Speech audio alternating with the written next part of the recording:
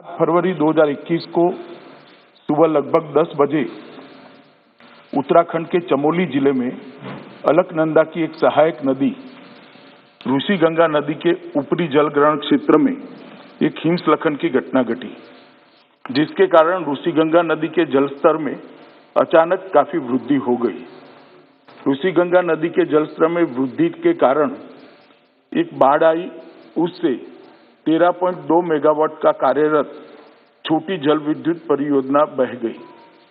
इस अचानक आई बाढ़ ने निचले क्षेत्र में तपोवन में धौली गंगा नदी पर स्थित एनटीपीसी की निर्माणाधीन 520 मेगावाट की जल विद्युत परियोजना को भी नुकसान पहुंचाया है।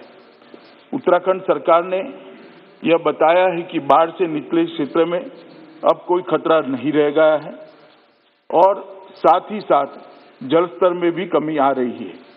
केंद्र और राज्य सरकार की सभी संबंधित एजेंसियां स्थिति पर कड़ी निगाह रखे हुए हैं।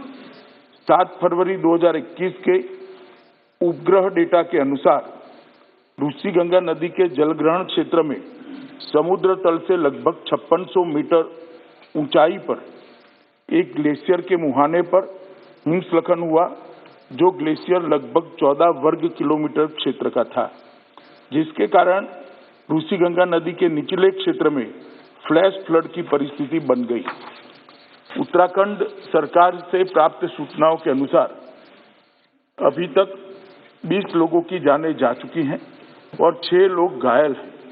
प्राप्त जानकारी के अनुसार 197 व्यक्ति लापता है, जिसमें एनटीपीसी के निर्माणाधीन परियोजना के 139 व्यक्ति, ऋषि गंगा कार्यरत परियोजना के 46 व्यक्ति और 12 ग्रामीण शामिल हैं।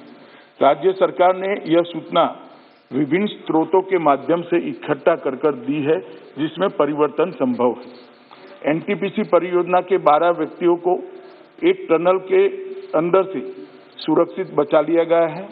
ऋषि गंगा परियोजना के भी 15 व्यक्तियों को घटना के समय ही सुरक्षित बचा लिया गया है।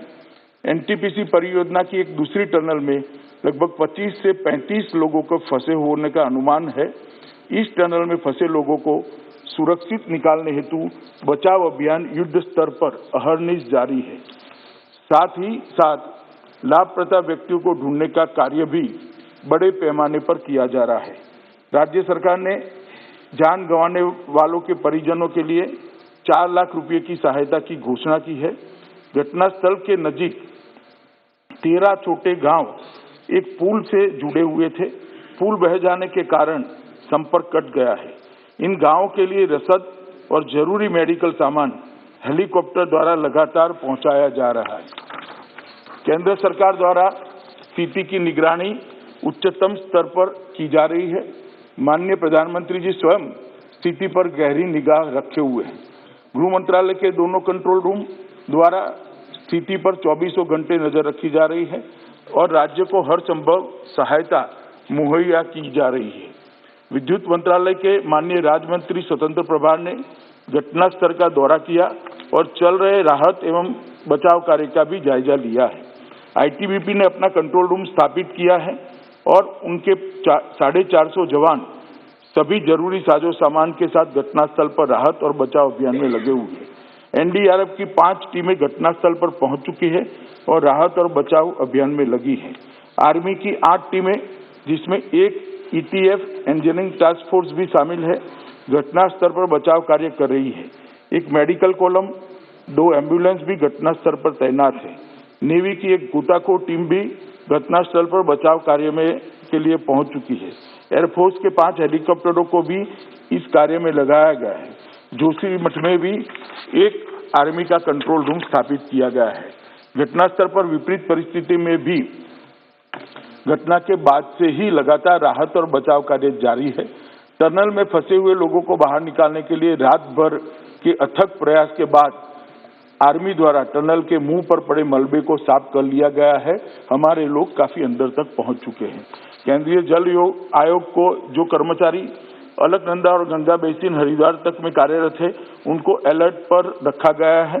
सशस्त्र सीमा बल की एक टीम भी घटनास्थल पर पहुंच चुकी है।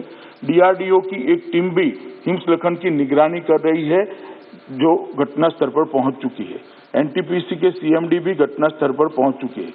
नेशनल क्राइसिस मैनेजमेंट कमेटी की मीटिंग दिनांक 7 फरवरी को ही 4:30 बजे कैबिनेट सचिव की अध्यक्षता में हुई, जिसमें सभी संबंधित एजेंसियों को समन्वय के साथ कार्य करने और राज्य प्रशासन को सभी जरूरी सहायता उपलब्ध कराने का निर्देश दिया गया है। केंद्रीय एजेंसियों के साथ साथ जिला प्रशासन, पुलिस, राज्य आपदा प्रबंधन विभाग भी राहत और बचाव कार्य में जुटे हैं। एसडीआरएफ की 2 टीमें भी राहत में जुटी हुई है। राज्य का स्वास्थ्य विभाग की 7 टीमें, 8 एम्बुलेंस, मुख्य स्वास्थ्य अधिकारी के साथ वहीं पर तैनात है। इसके अतिरिक्त राज्य सरकार ने भी 5 हेलीकॉप्टरों को बचाव और राहत कार्य के लिए तैनात किया हुआ है। घटना के बाद सभी जगह बिजली की बहाली पूर्ण कर दी गई है। बीआरओ और राज्य पीडब्ल्यूडी द्वारा 5 पूर्ण रूप से टूटे हुए पुलों की मरम्मत का काम शुरू कर दिया गया है। मैं यहाँ ये बताना चाहूंगा कि वित्त वर्ष 2020-21 में राज्य आपदा जोखिम प्रबंधन कोष एसडीआरएमएफ में लगभग 1000 करोड़ रुपया आवंटित किया गया है उत्तराखंड राज्य के लिए, जिसमें से केंद्र का अंश 468 करोड़ रुपया जारी कर दिया गया है। मैं सदन को केंद्र की ओर से आश्वस्त करना चाहता हूं कि राहत और बचाव कार्य के लिए सभी संभव उपाय राज्य सरकार के साथ समन्वय बिठाकर केंद्र की ओर से किया जा रहे हैं और जो भी आवश्यक कदम उठाना जरूरी है उसको भी उठाने में केंद्र सरकार की पूरी तैयारी है।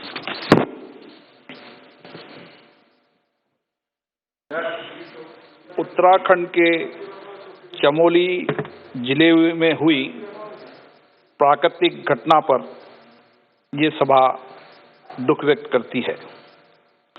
घटना में हुए मृतक व्यक्तियों की आत्मा की शांति के लिए सभा कुछ समय मौन रखेगी।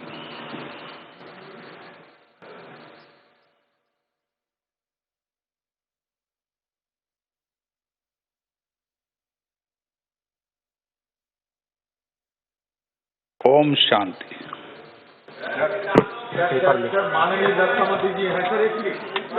सभा पटल पर रखे जाने वाले पत्र item number 1 to 14 Arjun Ram Meghwal. धन्यवाद अध्यक्ष जी। मैं आपकी अनुमति से क्रम संख्या 1 से लेकर 14 तक श्री रविशंकर प्रसाद जी।